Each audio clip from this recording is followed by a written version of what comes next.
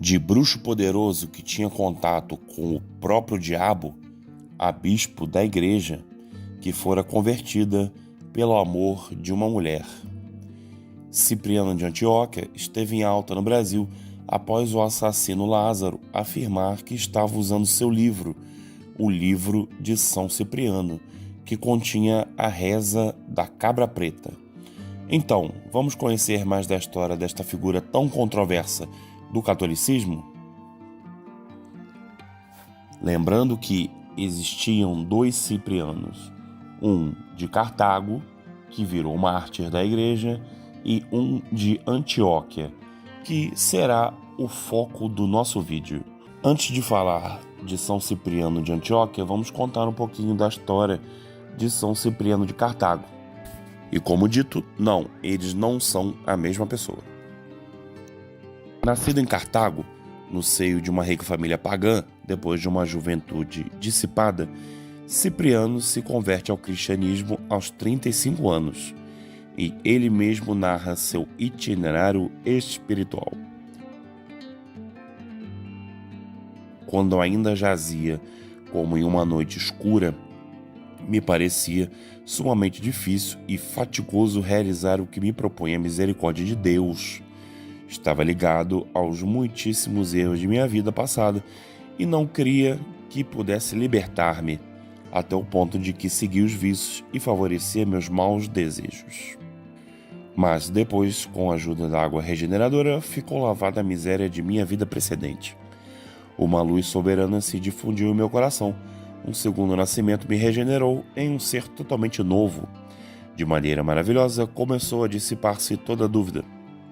Compreendia claramente que era terreno o que antes vivia em mim, na escravidão dos vícios da carne. Pelo contrário, era divino e celestial o que o Espírito Santo já havia gerado em mim.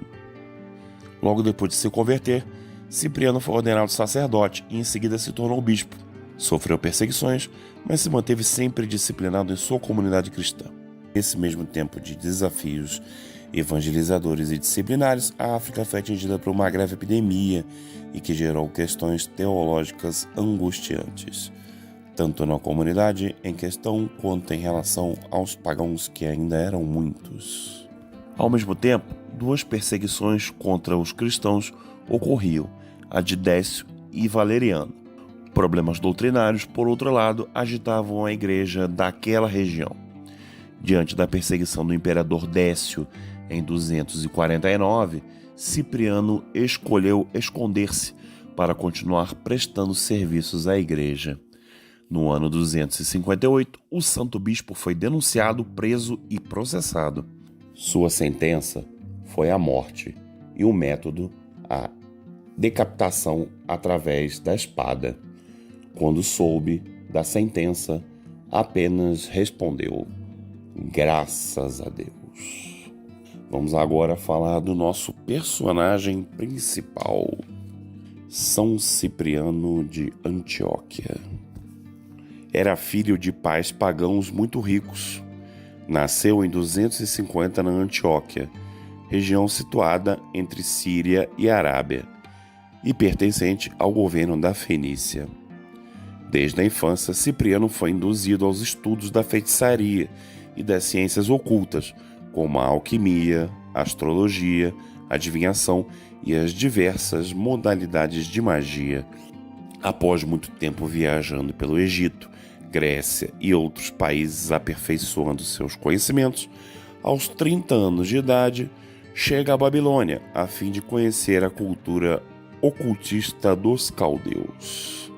Falando um pouco mais da região onde vivia São Cipriano, a região na época era conhecida pelos hábitos devassos e depravados da maioria de seus habitantes, costumes estes tão baixos que por inúmeras vezes chegaram a causar grande preocupação às administrações imperiais de Roma, governantes e proprietárias daquele terreno. Diz a história que, aos 7 anos, ele já era considerado um jovem mago que conseguia invocar trovões, ventos, formar tempestades marítimas e terrestres. Como dito, foi um homem que viajou por muitos países, aprendendo e ensinando feitiçaria. Foram essas viagens que fizeram com que compilasse seus pensamentos e os transformasse no famoso livro da capa preta. Nele estão diversos feitiços, exorcismos, magias e simpatias com múltiplas finalidades, inclusive para o cotidiano, sendo este dividido em 10 partes. Contudo, a história desse homem mudaria na cidade de Antioquia ao conhecer a jovem Justina. Rica e bela, foi educada nas tradições pagãs, tornando-se cristã, convertendo seus pais e se tornando extremamente devota a Cristo. Ao chegar à adolescência, Justina fora prometida em casamento ao jovem Aglaide, rico e apaixonado pela jovem. Contudo, Justina não queria aquela união e optou por manter-se virgem. O noivo ficou enfurecido e recorreu ao feiticeiro Cipriano, pedindo um feitiço para que a noiva se entregasse para o casamento. Mas, para surpresa dos envolvidos, nada aconteceu. Justina conseguia rebater a magia de Cipriano com orações e devoção. Ele investiu nas tentações demoníacas sobre o corpo da jovem. Fez sacrifícios, usou dos mais avançados conhecimentos, mas nada foi capaz de fazer a moça sucumbir. Depois disso, a fé do feiticeiro ficou abalada e fez com que ele se voltasse contra o demônio e tudo aquilo que ele vinha praticando por tanto tempo. Nesse meio tempo, um amigo cristão, Eusébio, fez parte dessa conversão para uma nova vida. Cipriano se tornou católico, queimou seus livros de feitiços e distribuiu todos os seus bens aos pobres. Justina e Cipriano passaram a pregar a fé cristã por Antioquia. Cipriano foi fortemente atormentado pelos espíritos de bruxas e demônios que o perseguiam, mas ele não vacilou, foi forte e manteve sua fé, afastando de si essas aparições malignas que pretendiam fazer com que ele retornasse aos caminhos do maligno. Notícias da conversão e das obras cristãs de Cipriano e Justina chegaram até o imperador romano Diocleciano, que se encontrava na Nicomédia. Assim, logo foram perseguidos, presos e torturados. Frente ao imperador, viram-se forçados a negar a fé cristã. Justina foi chicoteada e Cipriano açoitado com pentes de ferro, mas não cederam. Irritado com a resistência, Diocleciano ainda lançou os dois numa caldeira fervente de banha e cera. Os mártires não renunciaram e tampouco transpareciam sofrimento. O feiticeiro Atanásio, que havia sido discípulo de Cipriano, julgou que as torturas não surtiam efeito devido a algum sortilégio lançado por seu ex-mestre. Na tentativa de desafiar Cipriano e elevar a própria moral, Atanásio invocou os demônios e atirou-se na caldeira. Seu corpo foi dizimado pelo calor em poucos segundos.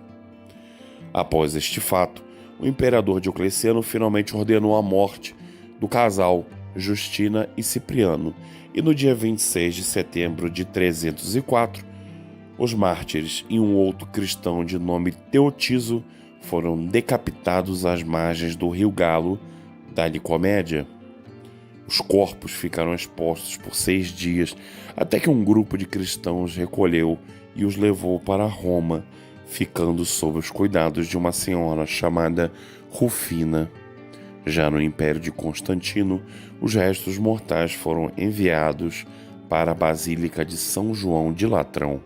Atualmente, ambos são canonizados e se tornaram padroeiros das religiões cristãs. Espero que você tenha gostado. Obrigado por ter chegado até aqui. Não esquece de deixar o seu like. Obrigado novamente. Fica com Deus e até a próxima.